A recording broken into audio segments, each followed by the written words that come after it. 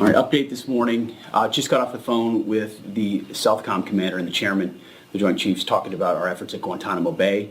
That is ongoing. We're leaning forward on supporting the president's directive to make sure that we have a location for violent criminal illegals as they are deported out of the country. No one's going to wait on the Defense Department, and we're working that in real time. But I also wanted to give an update on the tragedy that happened last night here in Washington, D.C., and provide a little bit more information as we are actively working to investigate and understand what occurred and why. At about 8:48 last night, a UH-60 assigned to the U.S. Army Aviation Brigade in the Military District of Washington, Fort Belvoir, Virginia, collided tragically with a civilian airliner.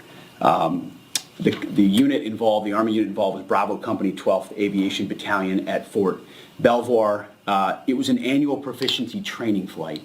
And when we look at the crew, and not all kin have been notified, so we're going to withhold ranks and names at this point. We do know on our side who was involved. It was a fairly experienced crew, and that was doing a required annual night evaluation. They did have night vision goggles.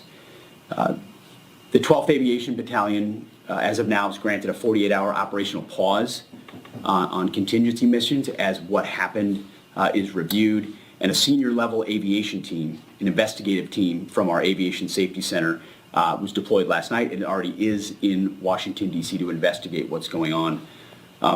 We anticipate that the investigation will quickly be able to determine whether the aircraft was in the corridor and at the right altitude at the time of the incident.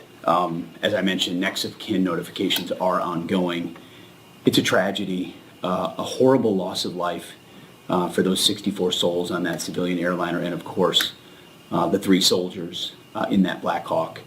They're in our prayers, their families and their communities as people are notified. I can't imagine.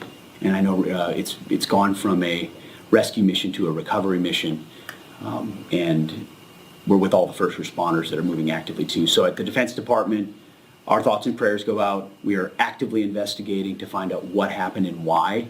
And as we get updates, you will have them. God bless.